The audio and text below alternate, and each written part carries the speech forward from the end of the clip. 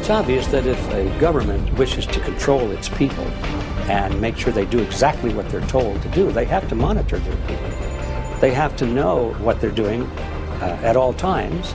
We may soon find ourselves living in a nightmare that I think would even George Orwell couldn't have anticipated, as to how much control we're putting into the hands of government, large corporations, and people that perhaps we can't trust.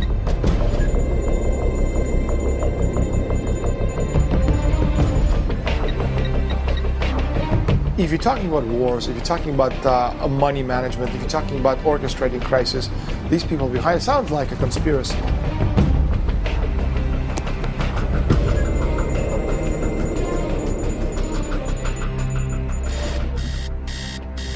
If you're an average person, you've definitely got a data file on you in the hands of one of the many private companies that compiles data about Americans for the business world.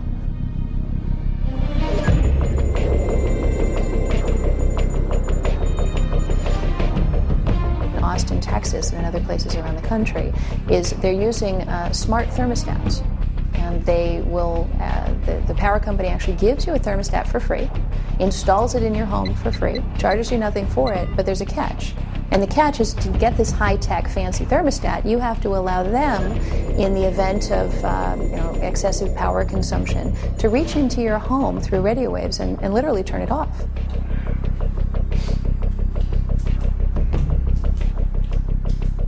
So one of the basic things about using a computer on the internet is that your communications pass through the networks of various internet service providers, starting with the internet service provider that you are a customer of, and going through possibly several others, and then ending up at your destination. And each of those entities, technically, has the ability to look at all your communications and to record all your communications.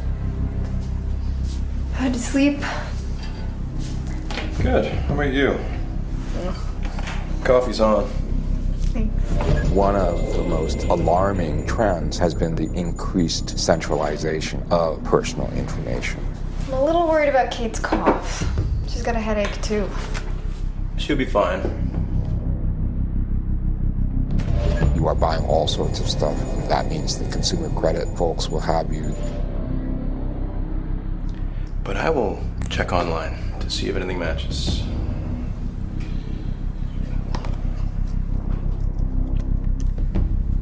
I guarantee you that many of these other database holders have files on you. You didn't hear her last night?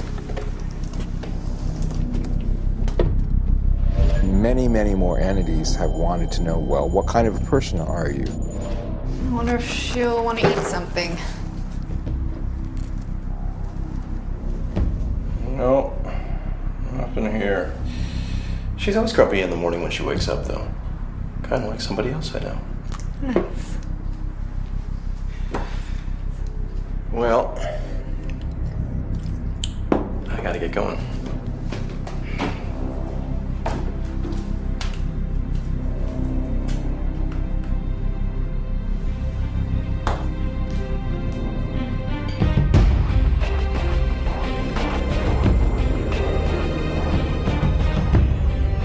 Every day, in so many ways, we are being watched. We're told that it's for our own good, for our own protection, to make our lives better. But is it? I'm Grant Jeffrey, prophecy expert and author of over 26 books. I've spent 2 decades researching and detailing how our fundamental freedoms are being systematically eroded, how our governments are not controlled the way we think they are, and how all of this ties into remarkable prophecies from over 2,000 years ago. Until recently, all of this would have been considered science fiction or the ramblings of conspiracy theorists. But each of the technologies you have just observed either already exists or is being planned on a drawing board somewhere. The evidence is all around us. There is no denying that we live in a surveillance society. And really, no matter what we do, there is no turning back. And in the 2010 census, census workers in the United States have actually been sent out in advance, a year in advance of the actual census being taken. They've been sent out with handheld GPS devices and told to go to every single dwelling in the country. That's an absolutely unprecedented undertaking. It's kind of happened without very much media mention or much awareness, and now have the ability to pinpoint every single location in the country is really unprecedented. And it's not just in the United States that they're doing this. We actually found some documentation that this is part of a global effort that is being promoted by the UN, by their statistics department. Right now, we're the most surveilled society in history. Obviously, this has gone into high gear. People don't realize that every time they use Google, every time they log on to the search engine, that Google's making a record of everything they search for, linking it to the cookies in their computer, linking it to their IP address. But going one step further, Google also reads all Gmail messages that are sent or received. The reality is that Google is offering you all this bait to bring you in because you're the product. And once they get you in there, then they slice and dice your information and they sell you to the advertiser. And an ad came up, and it said, Kalispell mom loses 37 pounds using some diet aid. Okay, and there's a picture of this mom from Kalispell, Montana. So, great.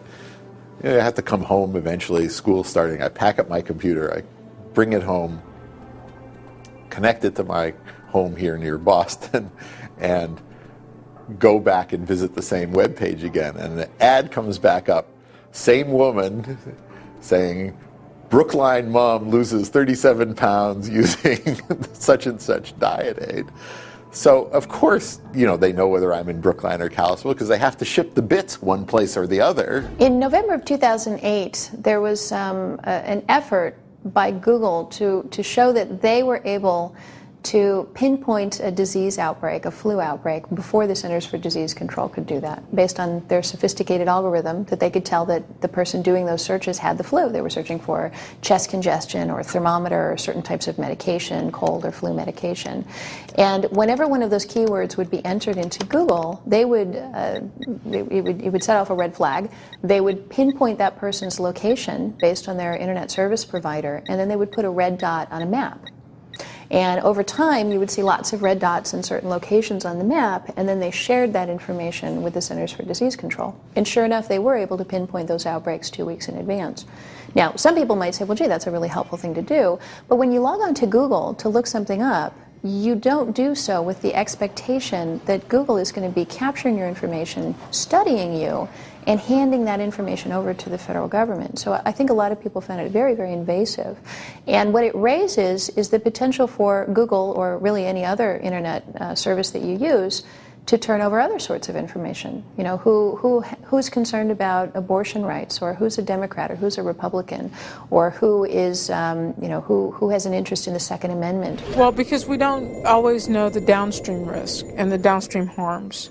There were rumors that a bank had done it to a cancer registry, that they'd taken a cancer registry, crossed it with names of people who were in their bank, and then tweaked the credit worthiness of the people if they had cancer. Someday, when all of our products and all other products have, instead of a barcode, have a tiny RFID tag on them, we'll be able to keep track of those products in people's homes.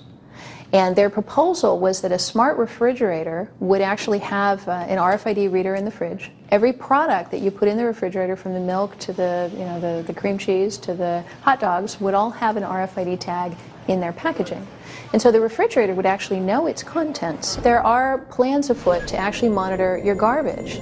To every time you throw something into the trash can, the trash can would actually be equipped with an RFID reader and would monitor, are you throwing it into the right trash can? Is this a recyclable item that you're throwing into regular household trash? How long did it take you to consume that item? How long was it in your home before you threw it away? The idea that we would be at a point where everyone would be watching every move, and it would be tied into the television, we'd have personalized advertising, we would have HMOs, for example, your health insurer, keeping tabs on who's eating the Haagen-Dazs and how much green leafy vegetables is this family consuming, because they're literally monitoring what happens in your house through your refrigerator. Some would say it opens up great opportunities to improve public health. Other people would say, well, it opens up horrifying opportunities for Big Brother to be right there in your refrigerator and sitting at your dinner table with you. With rising technology and with the motivating forces from the government level to push that technology in the direction of capability of monitoring human activity. With that technology emerging, it's very frightening, because it means that totalitarian regimes will very soon indeed have the power to control and monitor every human being on the planet. People working in major office buildings have an access pass, a badge that they use to get into their office. Every time you scan that to get into the building, you're revealing what time you got there, what time you left. Those records have actually been used by employers to determine whether someone was claiming sick leave when they weren't really sick. The reasons for surveillance and the need for better surveillance systems are compelling. If you want to keep track of your pets or children, or livestock or possessions, you can now put ID tracking devices on them. If you want to make sure employees are working the way they should, you can now monitor them. If you want to protect citizens from thieves, con artists, drug dealers, hate mongers, pedophiles, terrorists, and basically anyone and everyone who's a threat to society, you can now track, monitor, and scrutinize them. If you can save lives and protect property, why wouldn't you? And if you yourself are engaged in unsocial or illegal actions, your rights to privacy should be taken away. Those are compelling arguments. But is it right? And are only the bad guys being watched?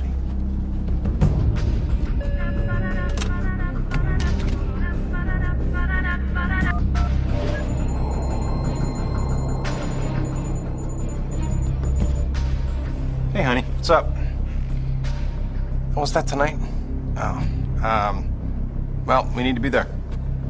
Yeah, I'll try and get home early. All right, love you. Bye-bye.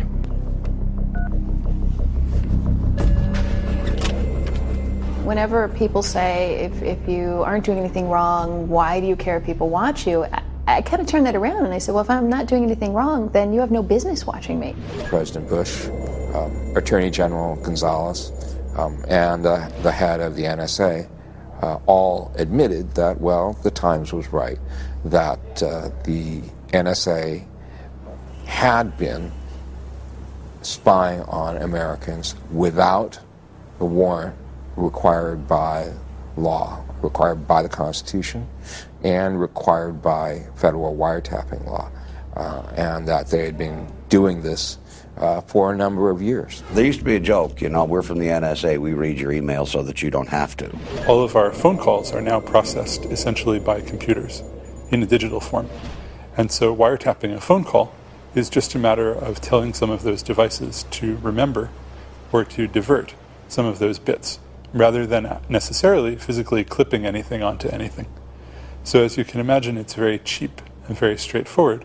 When I turn it on to make a call and then I'm going to shut it off, and it's just like the old handset telephone that I have in my house, except I can walk around with it. Well, it isn't, because first of all, when you have it on, it's constantly telling the telephone company where you are, notifies the nearby cell phone towers, whether you're talking on it or not, of what your location is, because that's how the phone company knows where to route your incoming calls. It doesn't try every cell phone tower in the world. It has a constantly updated record of where the telephone is, and that data is stored and it can be used somehow. The thing is a location device as well as a communication device. Well, fine, but I'm going to leave it off all the time. Well, it's really not a telephone. It's really a computer connected to a radio transmitter and receiver and a microphone and loudspeaker. And the computer can make the radio transmitter and receiver and microphone and loudspeaker act kind of the way a telephone does, but it can make it do all kinds of other things as well. These devices can actually be used by appropriately authorized government officials to turn the cell phone into a kind of roving bug, so that when you press the power button and you think you're turning the telephone off, you're actually turning the microphone on and the radio transmitter on, so that the conversation, whatever noise is ambient around where the telephone is being sent back to FBI headquarters or wherever. A knife is a piece of technology. Now, a knife used in a bar fight to carve somebody up is a terrible thing. That same knife to perform emergency appendectomy and save someone's life is a very good thing, and without it, you couldn't have saved that person's life. The knife itself is neither good nor evil, it's just a knife. This is how technology works. In addition to the Big Brother phenomenon, which is definitely out there, there's all of this little brotherism. You know, there are the teenagers with the cell phones who take embarrassing pictures of themselves, of their friends, and so on. And they said, "Did you ever lose your cell phone?" He said, "Oh yeah, I'd lose the cell phone. 3 or 4 times I lost the cell phones." Did the pictures come back to the cell phone? Well, yeah, the pictures come back to the cell phone. Where did the pictures come back to the cell phone from? You know, there's an agency out there, you know, that actually has a copy of everything on your cell phone, which is a fine thing. If you lose your cell phone, it's good that you can get all of your data back. But again, you know, that information could be available under a court order to someone who'd filed a civil suit against you. This is the example of ourselves being our own worst enemies. One condition for employment for a lot of major corporations is that in your employment contract, there's actually a clause that allows your employer to monitor what you do on the computer. And if I want to log on to a website or you know, maybe check on the political returns or whatever it might be, that's something, gee, I've got a 15-minute break, why not? And to discover later that your employer was doing that, maybe making judgments on you on the basis of your politics or on the basis of your interests, really could be, you know, could get people in trouble, and it has. Invention of the electronic swipe lock, where they would give you a card which could be reprogrammed, so you know, once you checked out, it could no longer be used to open the same door, was a great security improvement. They're lighter than keys. Of course, a complete record of every time you go into your room is being logged somewhere. And you know, if you go into the gym in the morning, they know when you went into the gym. If you go in the back door of the hotel after the door gets locked, you know, that's being logged as well. And this is, you know, very useful information for forensic purposes. But does any of us know whether this information is being exploited commercially for any reason? You know, are they correlating my, let's say, record of whether I go into the gym with whether I had a 3 fried egg breakfast in the morning, which they also have because we use the same, I eat in the hotel dining hall in the morning and they use the same record to bill me for both the room and my meal. So what happens to the information? How does it get correlated? Who does it get shared with? Somehow, the various national banks and various counterfeit investigative entities convinced this Printer Industry Association that it would be in their interest to include a tracking mechanism in all color laser printers that they sold. And the basic mechanism that's generally been used is patterns of very tiny yellow dots. The arrangement of the yellow dots encodes in some way or another the serial number of the printer that produced the document. So if you have any document that was printed on a color laser printer and the appropriate knowledge, you can reconstruct which printer out of all the color laser printers in the world produced that document. And the same technology is also included in color photocopiers. There's a couple of initiatives to monitor whether or not people wash their hands when they go into the bathroom. And they operate by using the access pass or the ID badge that an employee would have that read the tag, that determine whether or not you used the soap dispenser, whether or not you turned on the sink, and actually monitor you in, I think, the most private of all locations. You would have these people monitoring every single breath you take. I mean, there's got to be a point at which you say, you know, some things are private, and you know, we're all adults here, and we are responsible. And if you're employing me, you need to have some degree of trust. and not be prying into my personal business. Almost everything you do is tracked. It's everything you buy is tracked. My car is equipped with OnStar. They know where I am at any second. I can push a little button in my mirror and they'll tell me precisely where I am.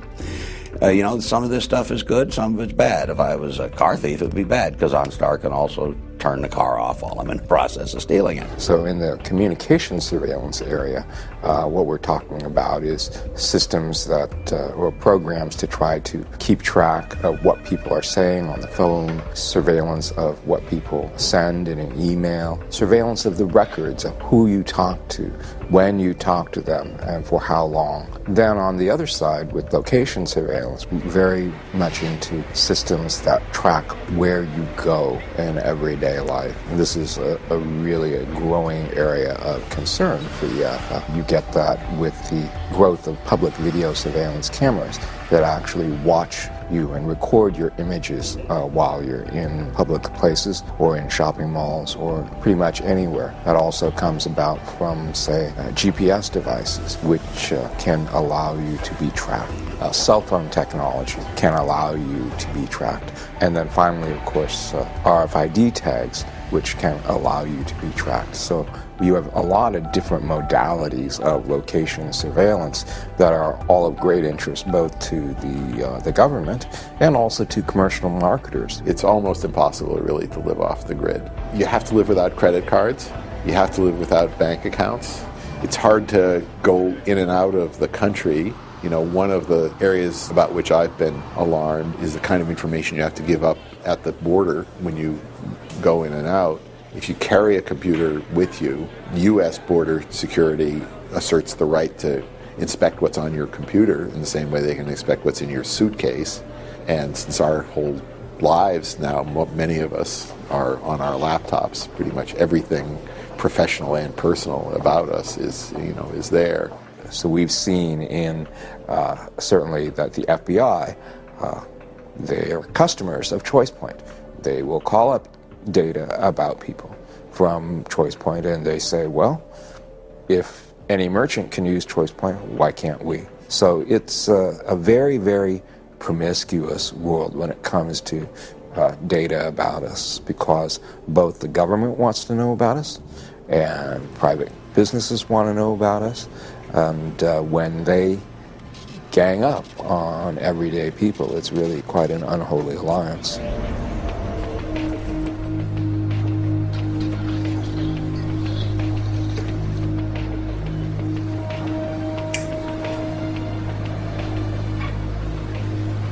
Hey. Hey. How are you? Good, how are you? Pretty good. So this comes to $3.75. Thanks. Just retry. Let's try one more time. I'm sorry, sir, this card doesn't seem to be working. Just 1 second, please. Hello? The Eden Run, that's right. Yes, I've just been trying it. It's Mr. John Wilson. Yeah, he's right here. It's for you. Hello? Oh, yeah, just regular things, gas, groceries, coffee. Oh, okay. Yeah, okay. Bye. Seems that guy a couple of states over has been using my card. Too bad I can't keep the plasma screen TV and motorcycle. That's too bad. Any of us can think of the things that we normally purchase on our credit card and the convenience at which it is to use a credit card, and how much of your daily life is actually visible through your credit card statement. Is pretty amazing, right? So I could see patterns of use, patterns of behavior. I can know things about the kind of person you might be, the kind of lifestyle you might live, your spending habits. Do you tend to spend a lot at the beginning? If you're paid monthly, do you spend a lot at the beginning of the month and very little at the end? Many young people barely know what cash looks like. They use credit cards for anything. Many of us do. I shouldn't say young people, it's true for me as well. Use credit cards for everything because there are incentives to do it, but they're great data collection tools. We give up lots of information about ourselves. It is the only anonymous way to conduct any kind of business. The problem with cash is it's rapidly becoming an anachronism. If you don't think so, take $10,000 and go and try and put it down in cash on a new car. But by the time you get the papers signed, you'll be sitting with 2 FBI agents wanting to know where the $10,000 came from. Because if you're transferring more than $10,000 can be a crime. Now, that means that now cash isn't that anonymous except in smaller amounts. And how small is a smaller amount? There are things that you can buy for $20 or $30, but if you go any higher than that, if you bring $100 bills, most stores won't take them. There is a desire by several forces coming together who do want to add a biometric identifier to government identification. So the leading push in the United States is most likely a biometric added to your driver's license. That biometric is most likely going to be a fingerprint. Under that model, the fingerprint becomes your new Social Security number. So what does that mean? I'm touching the chair, I'm touching the table, I'm leaving my fingerprints behind. You come along with a piece of tape and some dust, you pick up my print, you stick it on a fake ID, and now you're me, right? As proved by this phony fingerprint that you just lifted up, right? And then if things get really bad with your identity theft and Social Security numbers, you can actually get a new Social Security number. But what do I do about getting new fingerprints? I'm always forgetting my wallet. And then I can't find it and I don't know where it is. And the idea that maybe someone could put an RFID chip somewhere where I would just have to wave my arm, it's a very attractive proposition. There are plenty of reasons, I think, to be worried about a cashless society where we have microchips implanted in our hands and simply make our payments in that way. For one thing, you would be unable to ever make a payment or make a purchase that someone wasn't watching and recording in a database. Marketers would love to get a hold of that. Hackers can hack into that. The government could use it, to investigate you or try to control your behavior. Nobody ever reads those disclosure requirements. No one. So every year when I teach this material at Harvard, I ask my big class, who has a Facebook account, and every hand goes up. I said, how many of you read what you were agreeing to before you click the I agree button on your Facebook account? Never a single answer. These are Harvard students. If anybody's going to read the fine print, you hope it's going to be Harvard students. They don't. Nobody does. So a lot of the time, even when there are protections about sharing of data, we really have no awareness of how far they go. Data can be shared between commercial business partners, and there are sharing that also happens between government agencies and the private sector. But I think even more serious is if a purchase requires that kind of a hand stamp, then if you become a non-person, for whatever reason, someone decides they don't like your political views, they don't like the activism, they don't like the fact that you campaigned against the current president in the last election cycle, then you go to press your hand to the reader and it says reject it. Sorry, you don't count. We won't allow you to participate. Hitler actually did that back at the early part of his era of terror and control over Germany, actually determined certain things that Jews wouldn't be allowed to do, set certain streets that they couldn't walk down, that they were not allowed to enter, even set certain restrictions on what they could buy at the store. Understand, how money works and how the only real way right now we have of hurting them is through money, which is one of the reasons they're trying to create a cashless society. Because as long as you and I have cash, we can eat. And as long as we can eat, we're free, at least we can defend ourselves. When you take the cash away and you create credit cards and then you create microchips, what you're doing is suddenly, we become the whim of the powerful people. They can punish us by pressing delete 3 times on the computer screen. Suddenly $10,000 turns into $10. One of the most important developments in this privacy area that's come with the digital revolution is that Orwell's picture of loss of privacy, the government watching us, the surveillance cameras everywhere, certainly is true to some degree. There are surveillance cameras everywhere.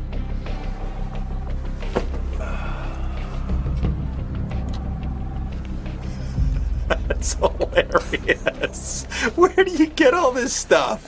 Don't know how I lived before YouTube. What, you just search all day? No. Painful or stupid is easy to find. Useful and factual take a while.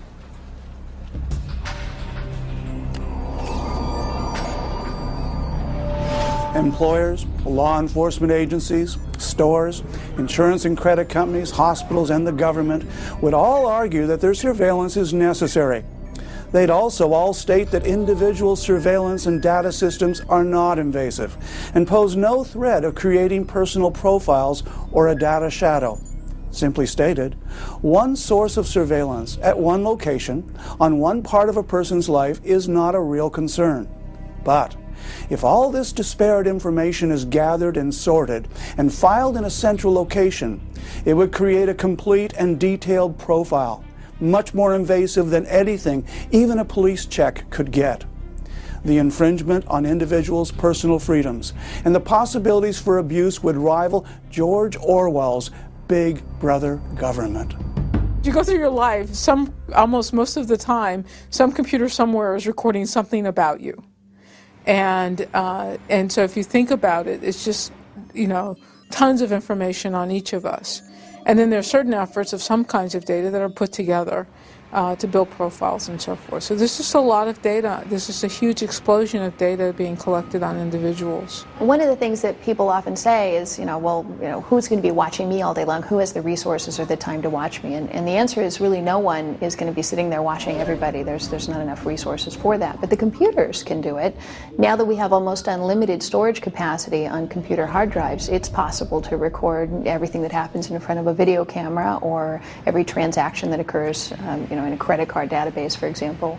And that information is actually becoming immense. It was revealed in the New York Times that Walmart's database was as big as, if not bigger than, the entire internet. After 9/11, a lot of the failures to prevent the attacks were attributed, rightly or wrongly, to the failure of different government agencies to share data with each other to form a complete picture that would have identified the terrorists before they got on the airplane. And so those walls between government agencies are coming down.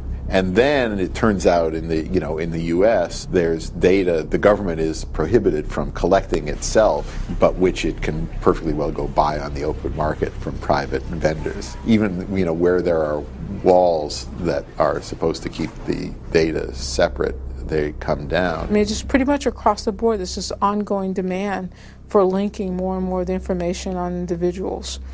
What do you purchase at the credit card versus what your telephone where your telephone says you are now? Is this an opportunity to send you a text message and remind you to go to the grocery store, that they have a sale on orange juice? I mean, this is the kind of vision that many people have, and there's been a lot of effort moving towards that vision.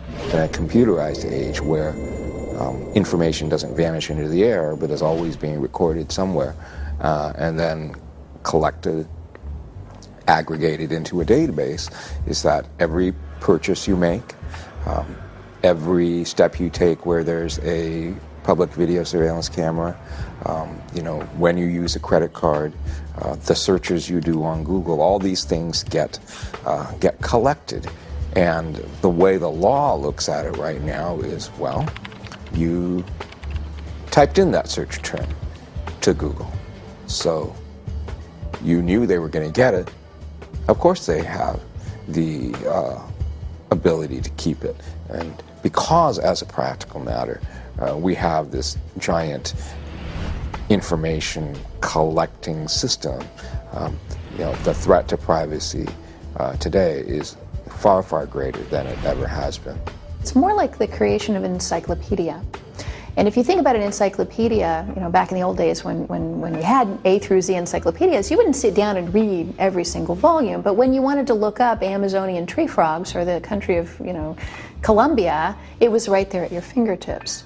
And so I think what's happening with the database is the best way to understand it is that you're just a blip on the screen right now. But the moment someone wants to look you up and wants to drill down and find out about you, they open up your entry. And at that point, all of this data that's been collected really would paint a shockingly detailed picture of a single person's life. When Big Brother is government, what are the consequences? Well, government can take away my liberty. You know, if Big Brother is industry, maybe my credit card company or my bank, well, they could just throw up my credit worthiness. They might take my money. So the consequences of who the Big Brother is are non-trivial. If there had been other attacks and more liberty, more pressure was put on, you know, more privacy sort of put at risk, the consequences for Big Brother could have been really large. Because what if more and more Americans were caught up in a dragnet, more and more innocent Americans caught up in a dragnet, believed to be terrorists, might be terrorists, we're just scared of you kind of thing. You know, those consequences are really extreme. There's a push for every nation on the globe to identify and number all of its citizens. We're seeing this happening in China, where you've got over 1 billion people that have now been issued unique ID cards, literally national ID cards with radio frequency devices in them that can be used to track them and identify them at a distance. You're seeing now it's happening in Mexico. They're going to be doing national ID cards to all of the citizens in Mexico. 1.2 billion people in India about to go into a database, virtually every country on the globe. You know, I go to the doctor, I have a lab test done, my blood is there, they sequence it, they know something about me, but they also know something about my family. And even if I agree that they could use it for research, to what extent did I now bring my family, release information about them? This is an RFID credit card. There have been tens of millions, if not hundreds of millions of these issued, and the vast majority of people who are carrying them don't actually realize that there is RFID in them. There's nothing on it anywhere that says RFID. There's a small symbol on the back that if you know what it means, you'd know that it was RFID, but if you're just looking at it, it's just another logo. You have no way of knowing that there is an RFID chip in it. The problem with this is that because you don't know there's RFID in it, you won't take any steps to protect it, which means that I can come along with a device like this. I bought this on eBay for about $200, and it reads these RFID credit cards. It gives me full card information that is sufficient to process a credit card transaction. So using my $200 device, I've got all of these people walking around with all of these credit cards in their pockets that they don't know have RFID and that they don't know are vulnerable to off-the-shelf devices like this that can read their credit card information and then conduct transactions with their credit card without that card ever leaving your wallet. What kind of questions could someone ask about you that would be answered by a database that kept track of where you were? You know, why did you visit that person's house? Well, gee, we know that that person was holding a meeting of the Communist Party. Or, you know, gee, you go to this place every Wednesday at noon. Well, it's easy to find out that that's a church and there's an Alcoholics Anonymous meeting. There's just a million ways that simply knowing where someone is on a regular sort of basis allows you a tremendous amount of information. I believe the American people, and indeed the people of the world, are in that same position. We've got a couple of little tiny glimmers that there's something wrong, that there are databases being collected, but what my research for the last 10 years has been about is trying to identify the bulk of that iceberg floating under the water so we don't hit it. There is no question that we are being monitored all the time, all of us. That's not science fiction, that's fact. But who is controlling the information? Who's watching the watchers? If you live in a free and democratic nation, you may rest easier knowing that totalitarian regime won't come knocking on your door. But journalists, Christians, aid workers, and many others around the world in places like China, North Korea, and the Sudan are not as fortunate. They're routinely abused, arrested, tortured, and even killed for their seemingly innocent and innocuous actions. The people in Hitler's Germany and in Ceausescu's Romania never thought their freedoms could be squashed, or that they themselves could be seen as a threat. Could such a thing happen in other nations, or here in America? Surely our information is safe with our elected officials, and we're protected by our constitutional rights. If everyday citizens don't stand up for their rights, then a big government will take more and more of their rights away from them. Everyone should be concerned about this because this affects them. It affects us. None of us are exempted from what's happening in the world today. This affects our lives, our children's lives, our grandchildren's lives. And if we really care about anything, anybody outside of our own skin, if we really care about other people, about society, about our nation, about the world, we'd better take an interest in what's going on. So if your phone calls, your letters, if the contents of your homes, the contents of your automobiles, the contents of your computers are open to surveillance by the government or by private entities who share that information with the government, then I think it's going to be very, very hard for most people to be free in the way they live their lives. If we get to the point where the government is watching everything we do, then we're going to see some serious erosions of our civil liberties. Our right to assemble peaceably, our right to free speech, our right to free religion, free practice of the religion of our choice. All of these rights are going to be eroded through these technologies. The saying is, if you put a frog in cold water and then you put the heat on, the frog will gradually warm up so he won't know to jump out and he'll be boiled to death because it's such a gradual thing. Now, I don't know if it's true with the frog, but I can pretty much tell you it's true with the population because I'm watching it happen. We're at a situation now where technology keeps clashing with privacy, and society keeps ending up in this take it or leave it situation. And what we really want is for society to enjoy the benefits of the technology as well as have privacy. The ability for Google to tell everything about you and the house you live in, the ability to watch you on the street, to monitor you. I can understand the reasons for Great Britain setting up the camera spy systems that they've set up, but if used incorrectly, it can destroy you. And of course, computers are another thing that governments want to control. And they have the ability to do that in communist China. You cannot use a computer with the government knowing what you're saying and who you're saying it to and what you're up to. Founders of this country understood that, sure, there were bad guys, but they also understood that if you give the executive branch, if you give the government sort of arbitrary, unbridled, unchecked power to search and to seize, then you are really inviting tyranny and the abuse of power. The America that stood for liberty and personal freedom, that peaked probably in the 50s and 60s, no longer exists. Most of us have taken comfort in the law of a constitutional protection, and that's out the window. We no longer are governed by the Constitution, much as though people think they are, but that's been shredded and no longer operative. There is a faction within the country that believes the Constitution is a living document, and because it's a living document, presumably you can torture it until it says whatever you want it to. The truth of the matter, that's leading to a socialist environment and will ultimately lead to tyranny. And so that's to those that love freedom, it's the end of an era.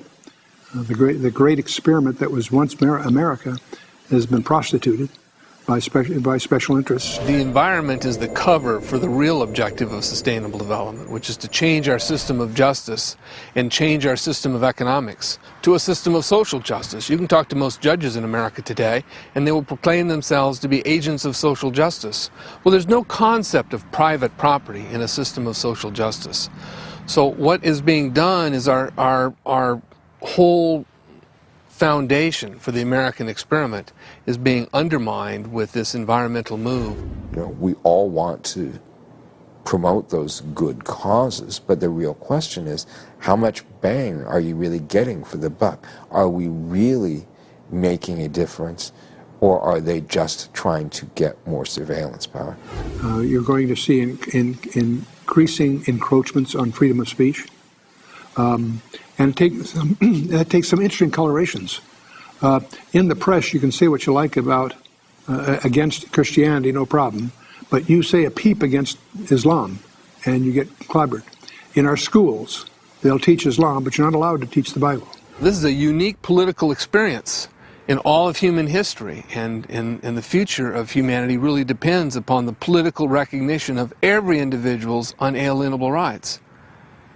And that's what's wafting away. Increasingly, in the name of fighting illegal immigration, there are arguments that daily activities, basic activities that are required for just living, should require an ID card. Whether it's getting a job, whether it's renting an apartment, whether it's visiting a doctor, and ultimately I think it's whether it's going to a store and actually buying food. And so you see kind of the writing on the wall. Right now there's an employment database held by the federal government that they want all employers to run every single person applying for a job past this database to make sure that they have legal status in the country.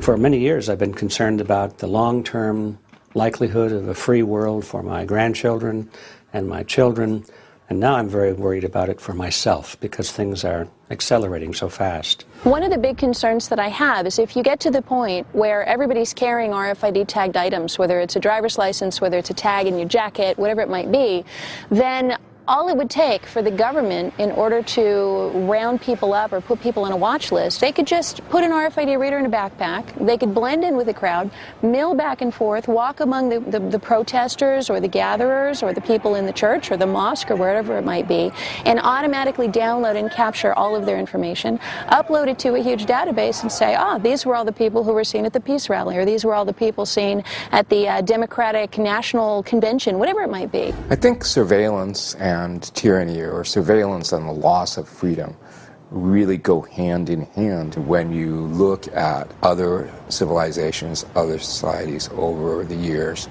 all the way up into the 20th century. There's this really strong link between autocratic or despotic or excessive government power and at the same time all sorts of surveillance mechanisms, whether they're secret police or national ID cards or other kinds of mechanisms that are designed to make sure that people are being watched, and perhaps even more insidious, that they know they're being watched. Won't all this surveillance and technology make us safer from crime? Isn't it a good idea to watch everybody and monitor what they do? If that were the case, then you should be able to look back and say, okay, well, let's look at the most monitored and surveilled people in history. And arguably that was the Soviets living under the Soviet Union under Stalin and the folks who came after that. Every phone call could be listened to. Every piece of postal mail could be opened. If you had a party at your house, you wouldn't know if government informants were attending the party listening. After all, if you have nothing to hide, why would you care? But the Soviet Union under Stalin was the most deadly regime in all of history. And in fact, under that regime, with all of that watching, 60 million people perished. 60 million people were killed by their own government, by the very government that was supposed to be protecting them. The bad guy might today be Al-Qaeda, and it might tomorrow be fundamentalist Baptist. You take Homeland Security, who issued a report that said those people who own guns, those people who are anti-abortion, those people who are the tax protesters, and all kinds of Americans are really terrorists in waiting. And attempts should be made to silence those people. The MIAC report, which was the Missouri Information Awareness Center, it was a report put out for law enforcement that was actually leaked into the public sphere. And it was defining potential domestic terrorists. And disturbingly, this MIAC report was listing people who could be your next door neighbor, even you. They were listing people who, anybody who was concerned about constitutional issues, anybody who supported Chuck Baldwin or Ron Paul, anybody who was a libertarian or a constitutionalist. So people with, who weren't just mainstream Republican Democrats. Anyone who was concerned, the part that shocked me, anyone who was concerned about RFID privacy. So that's me, that's what I work on, and I'm certainly not a domestic terrorist. People who were concerned about abortion and issues around that. People who were wanting to defend their Second Amendment rights, which are constitutionally protected, your right to own and bear arms. All of those people were identified as potential domestic terrorists, and in this report that was going out to law enforcement, they were being told to watch out for us, to look for people who share those characteristics. How much additional security do you get by having so much less privacy? It is a really fundamental question. And it is always easy to say, you know, I don't care, I want the government to know everything, just keep the bad guys away, keep the terrorists away.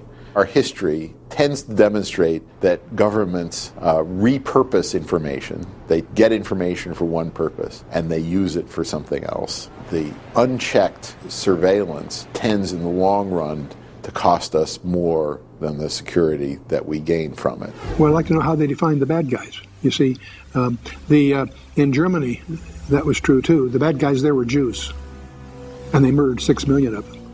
By whose authority? Well, that's the common good. That was the state decision.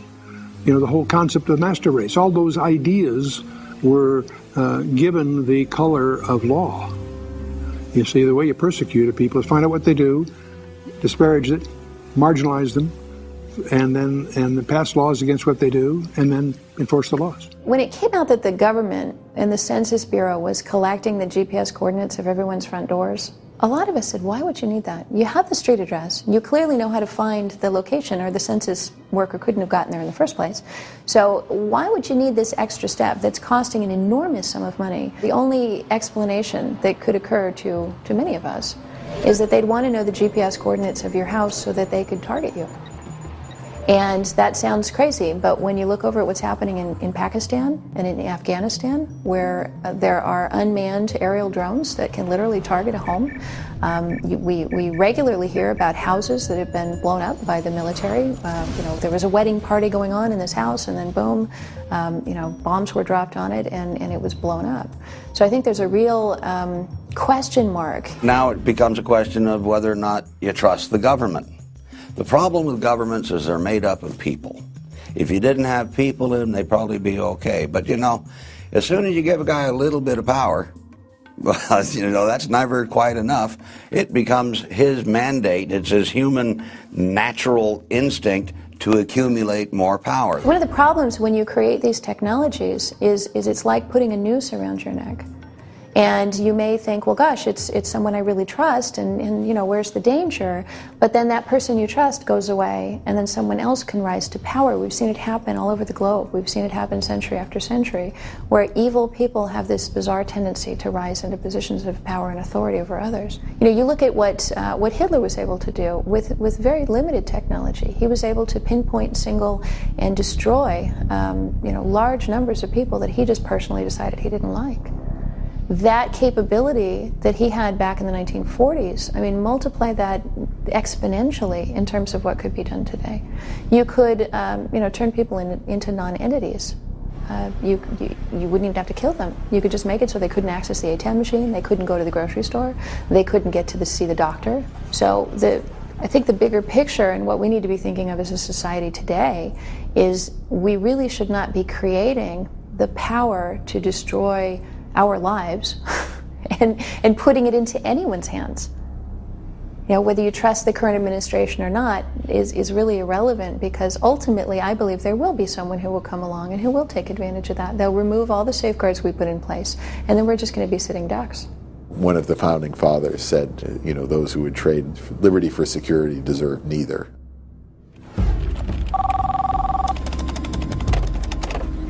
Hello, John Wilson speaking. Okay, why do I have to come down? Sounds a bit strange. No offense, but I don't know anything about you. Yeah, sure, that would help. Okay, what's the address? Okay, how long is this gonna take? I understand. Okay, bye. What's going on? Emergency prayer meeting? No. A Division of Homeland Security wants to ask me some questions. Come on, you? Yeah. Hey, this isn't one of your jokes, is it, Barry? No, man. Wish I'd thought of it, though. Huh. Hilarious. Relax. Buddy, this is the U.S. After this is over, you'll be able to sue them for emotional trauma and wasting your time. What most people don't realize is that for hundreds of years, thousands of extremely wealthy, powerful, and connected people have been working to create a one-world government. Many of these people are Americans. Most have all the best intentions in the world, and many are in positions of power right now.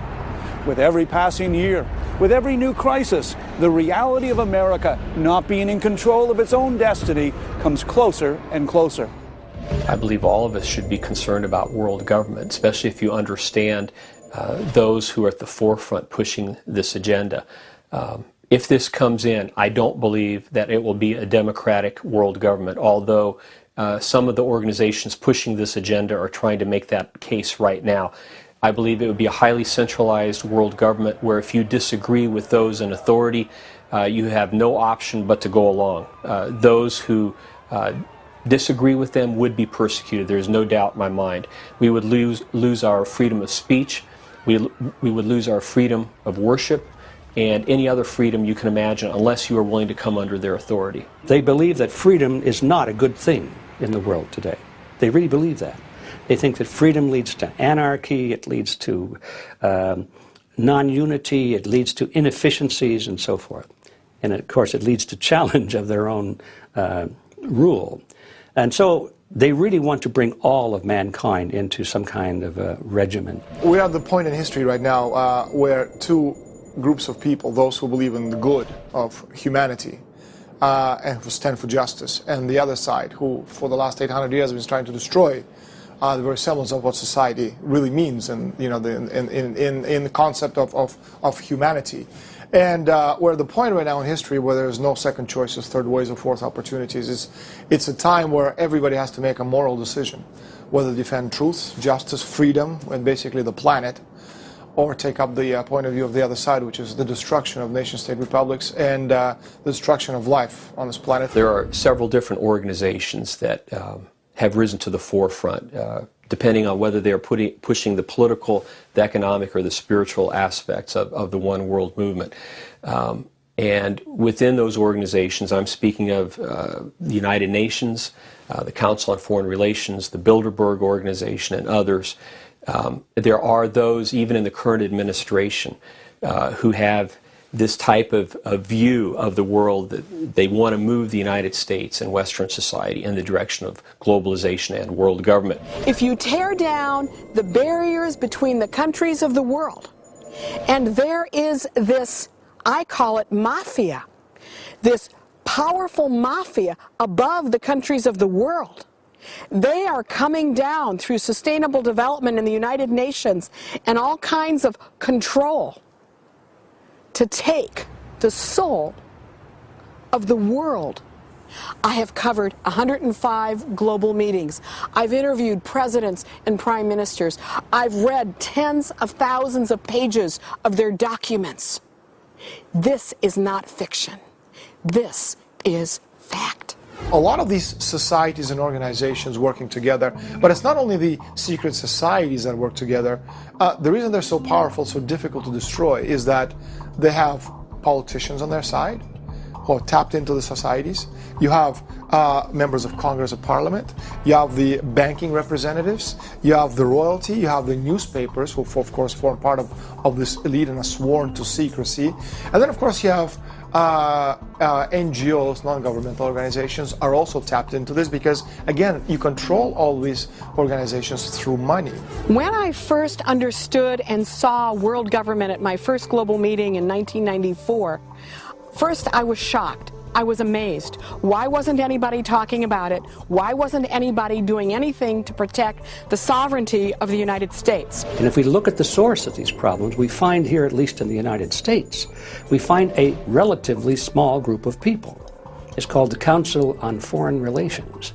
The CFR is not very well known to the average American, but in reality it is our hidden government. Because if you look at all of the real important positions in the power centers of society, and by that I mean the leadership positions in government, the President, the Vice President, the Secretary of State, the Secretary of Defense, the head of the CIA, and so forth. Even Supreme Court justices and senators, but the ones at the very top of the political power structure. And then you look at those who are dominant within the media centers, the heads of the networks, ABC, CBS, NBC, Turner Broadcasting, the Murdoch Network. And then you look at the heads of the great universities, the schools, and so forth.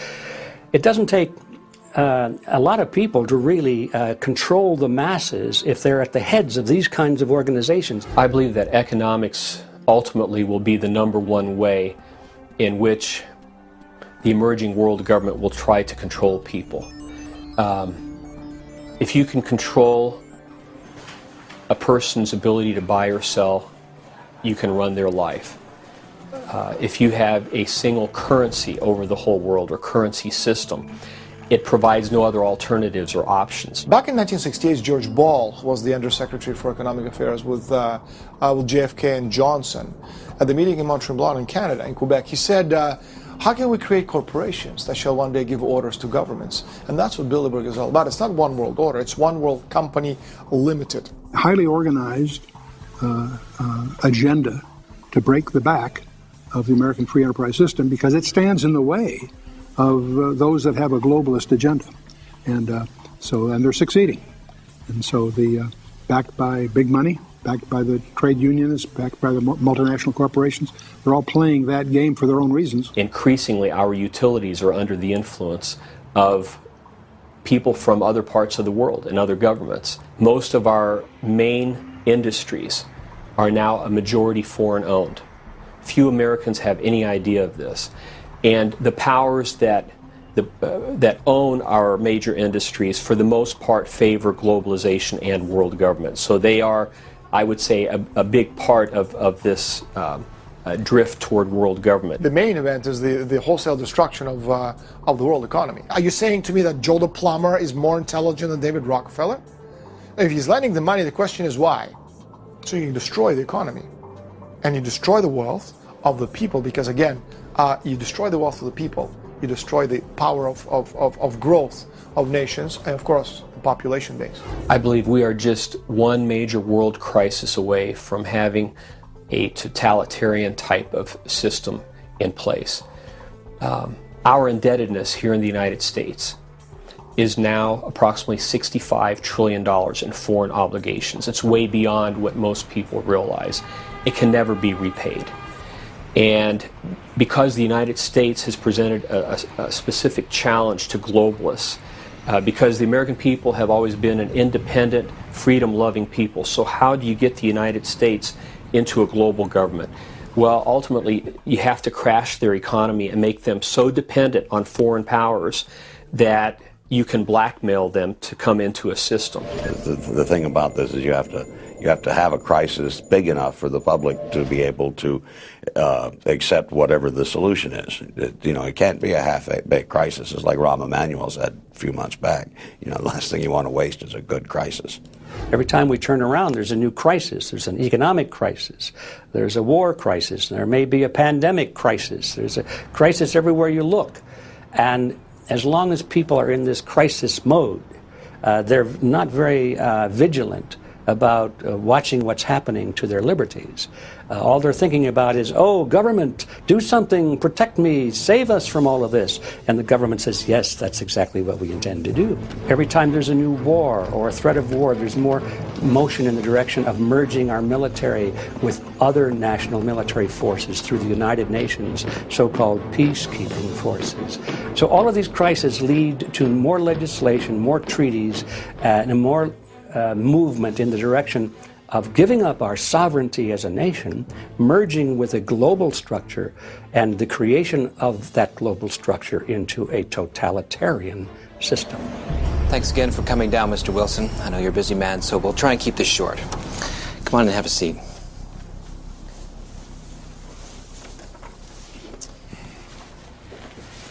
So, for the record, your name is John Francis Wilson, and you live at 15 Clear Heights Drive. I'm sorry, could you clearly reply yes or no to my questions? Yes, I am John Wilson. Is this being recorded? Are you a member of the Church of God on Springer Avenue? Yes. Have you taken part in their pro-life meetings and marches? Well, yes, but what does this have to do? Plan on attending this evening's meetings with this group? Yes. Mr. Wilson, are you aware that it is legal in this country to have an abortion? Well, yes, but it hasn't always been that way. Are you aware that some healthcare providers have been attacked and murdered by members of groups like yours? Hold on. We have nothing to do with those groups. We are peaceful people that are protesting. Are you aware that some healthcare providers have been attacked, Mr. Wilson? We believe in preserving life and not taking it. Are you aware, Mr. Wilson? Yes or no?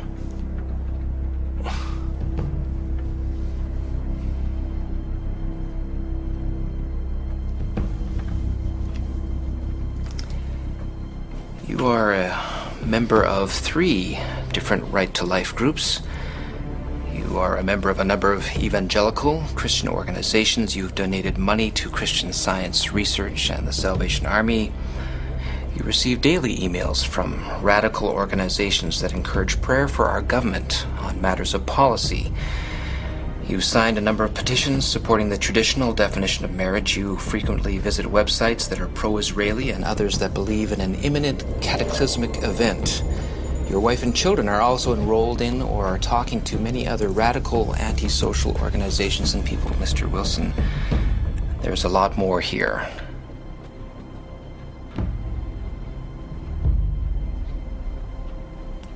Are these the actions of a peaceful man and his family?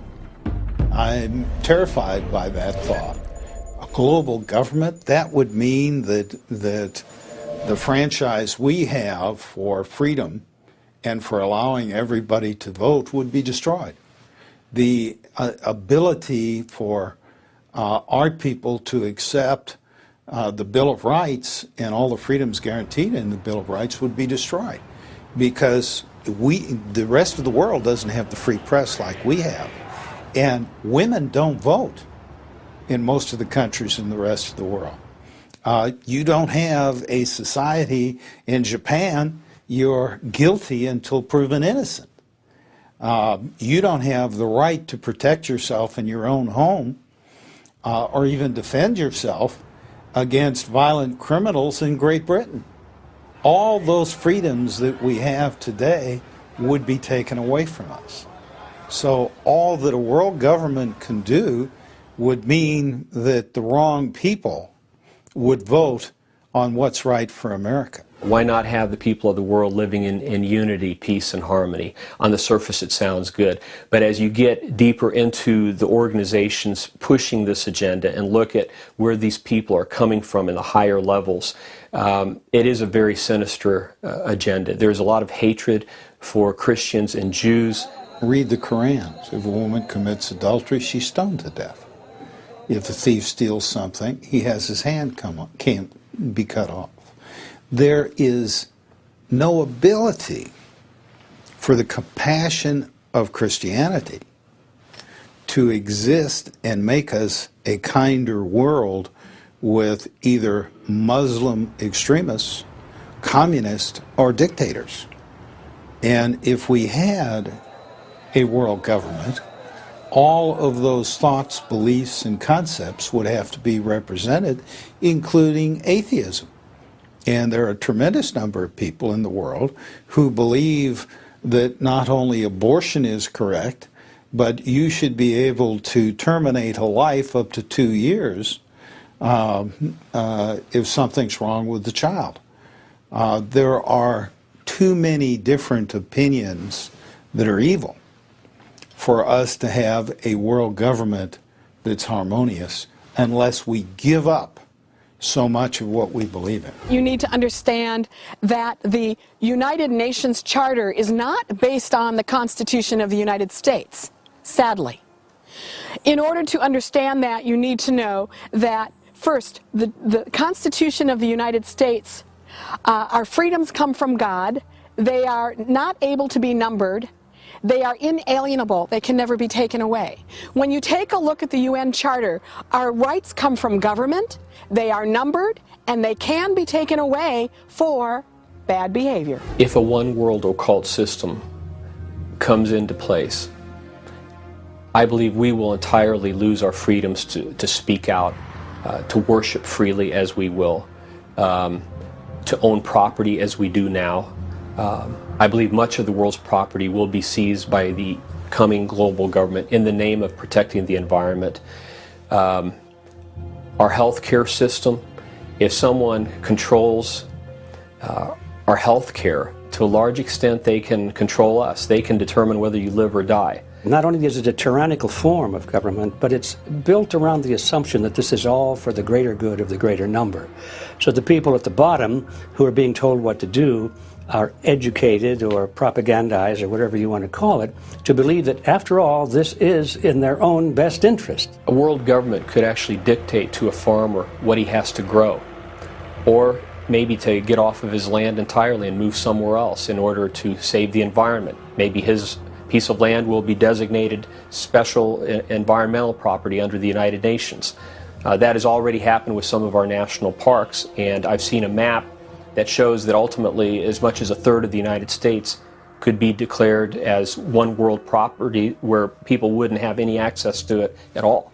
You're talking about the World Wildlife Fund. Their main objective is, again, to reduce the world's population. Prince Philip, Queen Elizabeth II's husband, he said that. He said, if I ever came back, reincarnated, I come back as a deadly virus. Well, of course he would, because that's what these people are into destroying the world society.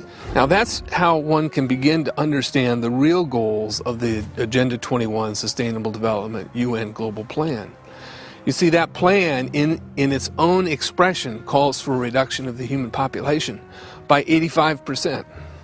So you begin to wonder how it is we can survive in this country when our resources are taken and put off limits for our use, whether it's mining resources or timber resources, food resources, etc. If we were to remove half of this country's land mass from productive human use, it's only a matter of time before human population begins to fall. But when we understand that that's the plan of the United Nations, we can begin to put this in a perspective that we need to be putting it in. Maurice Strong at the UN, is like, he's a very altruistic guy. The guy thinks that, he thinks that he's doing the right thing for the most number of people by advocating that we kill off some of them because there's just too darn many of them. I believe the whole concept of population control and diminishing the world's population to a place where we can sustain development and bringing it below 1 billion is setting the stage for mass persecution down the road. What if people actually buy into that idea, that much of the world has to be eliminated in order for those who are left to be able to continue to function? You're going to see more wars, more famines, more disease. Some of this intentionally spread to reduce the population of mankind. There's a place I visited called the Georgia Guidestones, where they present the 10 Commandments of the New Age movement in a number of different languages. And one of the commandments calls for the reduction of the population of mankind down to a fraction of what it is right now. So a thinking, intelligent person should be asking, how are they going to achieve that? If that is one of their goals and they're going to work toward that goal, then who are the victims going to be, and how are they going to choose who lives and dies? I find it hard to believe is because they don't hear it from any other source. You're not going to hear it in the media. You're not going to hear it from the government leaders. You're not going to hear it from the people who, in fact, are creating it. That's the thing. And so they don't realize how far it has gone. Well, people don't know much about sustainable development because major media is really captured by the same interests that control the banking institutions. Our public information systems have been bought up or have been taken control over by these forces that seek the creation of this one world where human beings become chattel to the ruling elite. And it seems that there have been plenty of people signing up to become slave masters and keep this information undercover. The loss of freedom is not being imposed on most people in the Western world, not being imposed by force of arms with bayonets, guns, or bombs, but with propaganda. They've convinced us that what's on the cover of the New York Times, the Washington Post, the Globe and Mail, the Toronto Star, or on CBC Nightly News with Peter Mansbridge, if he's still around or alive. You know, it has to be the truth. And everything else, thus, as a result, is a conspiracy. Because if what I'm saying is the truth, it obviously would be on the front cover of the Toronto Star. Well, it can't, because the media forms part of the world elite. The purpose of a media in a democracy is to inform the electorate. Their job is to be a watchdog on the government. Well, we have a media that's prostituted itself totally to an agenda. And not only in terms of what it promotes, but in terms of what it hides. The real truth was hidden to the American people, still is. It's an incredibly well-organized propaganda machine. The empires, they control people, or they manipulate people by making sure they control how people think. And this is exactly what they've done so very, very well. Because again, the greatest hypnotist in the world is this oblong box everyone has in their living room called the television set, which has taught us to eat, to think, you know, to dress, to walk, to talk. We know more about the lives of Britney Spears than we know lives about our spouses. It's a gradual progression from well-intentioned people who simply want world peace to those that embrace pantheistic concepts, and ultimately a small percentage of those that actually go on to worship Lucifer or Satan. Evil exists. And evil has been able to coordinate and combine its efforts to bring us to this point. When you look at how far we've already moved down that path, especially during the last 10 years or so, and when you look at how many top economic planners in the world favor a one-world economic system, and how various figures at the United Nations are calling for a one-world political system, preferably from their standpoint through an empowerment of the United Nations to the point where it actually becomes a world government. And then on July 6th of 2009, the Pope comes out and openly calls for the creation of a world political authority with teeth to be able to enforce itself. You begin to realize maybe we're closer to all of this than we imagined. I don't know how they knew all about us. Well, they did. No, I wasn't charged with anything. It was a warning, though. Yeah, I know we can't... Listen, why don't you just come down here and we can talk about it, all right? I don't want to talk on the phone anymore. I know how crazy that sounds, all right? I love you. Okay, bye. There is no question that we live in a surveillance society. There's no question that detailed profiles are being created and stored about each and every one of us. There's no question that this is only going to increase with every passing day and with every new technological advancement. There's no question that with every new threat, new crisis, and consolidation of world resources, knowledge, and currencies, our world moves closer to a one-world governmental system. This new system will not be a friend of Christianity or Judaism. Basic rights like the freedom of speech, the freedom of religion, and the freedom to own land will disappear. Already today, there are very powerful and influential people who've dedicated themselves to seeing this come to pass. I have no doubt that it will, and soon. Then why am I not afraid and running for the hills? Because I knew this would happen. Incredibly, it was prophesied over 2,000 years ago. I'm so tired of people saying you can't prove the Bible. Yes, you can. If you take the trouble to discover that of the integrity of its design, and then that design had to originate from outside time, because it writes history before it happens, and with a precision that's staggering. And the more you know about your Bible, and the more you know about what's going on in the geopolitical or just the world arena, the more you see a convergence approaching the classic biblical scenarios. The Bible says that in the last days, the government of the Antichrist rests on three pillars. The first is a global government, the second is a global economy, but the third is a global religion. The people at the forefront of this one world movement, generally speaking, are extremely anti-Jewish and anti-Christian. And they want to bring together all the religions of the world and unify them for a specific purpose, which is to put a leadership figure in power that would rule the world. And the Bible warns us of these kinds of developments in the last days. This is a far cry from where we were in the 50s, 60s, the anti-Christian atmosphere, in the fact that you're worried about having the 10 Commandments in our courtrooms and all of that. You begin to realize is evaporating very, very quickly. What most people don't realize, your freedoms will evaporate with that. There are so many signs today that indicate that we are living in the last days. The Bible has so many prophecies warning us, giving us an idea of this time getting closer so that those of us who are alive when all of this happens could be forewarned and prepared. And one of those, the biggest perhaps, is Israel. The coming together out of over 100 countries from around the world of nearly 7 million Jews returning back to Israel after 2,000 years. That's incredible. Some people try to say it's just a big coincidence or part of a different agenda. But when you look at Scripture and over 50 different prophecies in the Old Testament foretelling that in the last days God would regather the Jews from the four corners of the earth, from one side of the world to the other, all bringing them back to Israel. It's really difficult to try to explain that away. Ezekiel wrote about the restoration of Israel and said that in the latter days they would be restored on exactly the same piece of real estate from which they'd been scattered. Zephaniah said they would return with a pure language, restored Hebrew, which was restored by Ben Yehuda in 1948. Hebrew is a working language of Israel today, and it was dead before Latin was developed. Along with that, in the book of Daniel, we are told that there would be a massive increase in knowledge. Well, the last I heard, knowledge was doubling now every 4 years. That's never happened before in world history. And that is bringing the world closer and closer together. Technologically, things are now possible. You can talk on the telephone with someone halfway around the world, and it sounds as if they're next door. Travel has become so much easier, and communication through the internet.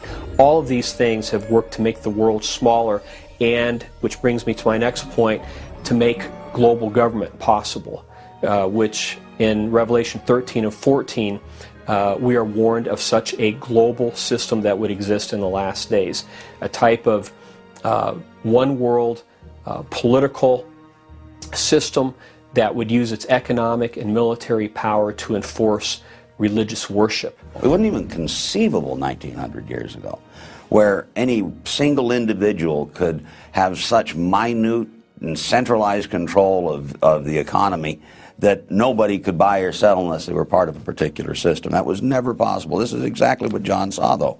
And he saw it in the context of a developing global government. It's in the context of the fact that the Antichrist government, its strong suit is deception. Its power comes from its control of the economy. And its ultimate goal is worship of the leader. It's the ultimate fascist state. I believe when the mark will first be introduced, there will be an attempt to make it seem very fashionable. A safety mechanism. If you're kidnapped, police would know where you are and could rescue. That's already happening right now with animals, but also with humans in some parts of the world. What is Satan's primary weapon? All through the Bible. Deception. That started in Genesis 3, all the way through. Every time Jesus talked about the end times, he opens and closes his discourse by saying, "Be not deceived." So that's our challenge. And we are being deceived. We're being conned. In a local political sense, but also in a much broader sense. The Bible says that Peter was writing to Timothy, and he said that, that in the last days people will heap to themselves teachers having itching ears. Then they'll be turned unto fables because they want to hear what they want to hear, not what is necessarily true.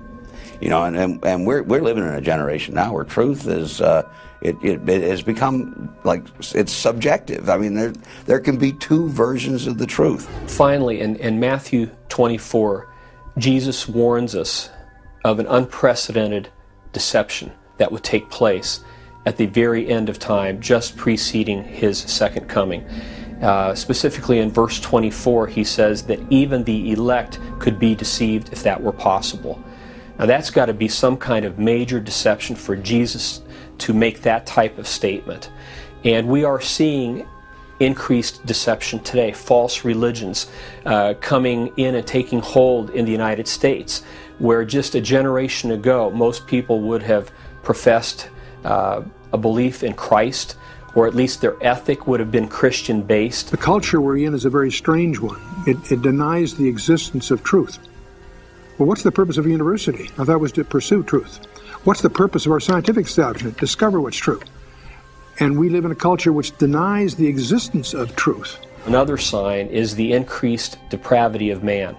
And in 1st and 2nd Timothy, it talks about how in the last days man would become more focused on self, a pursuer of pleasure, self-centered, boastful, proud, all of that. We are seeing that today through the New Age movement in ways that we have never seen before. It's all about self. You literally have millions of people out there who believe that they are God. We've never faced a situation like that before, but we do now. We're broke. We're mired in a global war. We're in a religious war. Everything seems to be. We're in decline. They're talking about getting rid of the U.S. dollar. Everything seems to point towards the U.S. no longer being the world's only superpower, which is exactly what the Bible said. You can see it all converging towards that. So we could make a list of the main countries in the Middle East and in Europe and the Far East. We can go through all that whole list. We can talk about technologies. We can make a whole list of trends. We classically, our enterprises monitored a dozen of these. And the more you know about each one, and the more you know what the Bible says about each one, you see a convergence. It isn't one of them, it's all of them happening at the same time. Verily I say unto you, this generation shall not pass until all these things be fulfilled. That's part of the Olivet Discourse, but I mean, it makes Israel the benchmark. It's the time clock, it's the stopwatch. Once it starts clicking, we've got one generation left, and we're very close to the end of that now. My challenge to anyone to which these things are fresh and new and unknown is to find out yourself, not what Chuck Missler or somebody on the radio or TV says. Find out yourself what the Bible really says. The Bible says that the heavens and earth proclaim the very existence and majesty of God, our Creator. That same Creator gave us a book to share His thoughts and plans for our lives. Unlike any other book in all of history, it also predicts what's going to happen in the future. The birth, death, and resurrection of Jesus Christ. The return of Israel to her land in 1948. Our remarkable changing world today. If someone you knew could predict the future with 100% accuracy, wouldn't you listen to them? Well, the Bible does exactly that. And it predicts that Jesus Christ will return for His followers and take them to a wonderful eternal home. Whether you're around for that event or whether you pass on before that, I pray that you will accept Jesus Christ as your Lord and Savior today. You may not be able to control what happens to your nation or our world, but you can determine your eternal destiny. The Bible says that tomorrow is promised to no one. Make the most important decision of your life and trust that Jesus loves you and wants to be part of your life. Our research into surveillance practices, losses of freedom, and shadow governments is not meant to scare you. It's meant to open your eyes to the shifting world around us.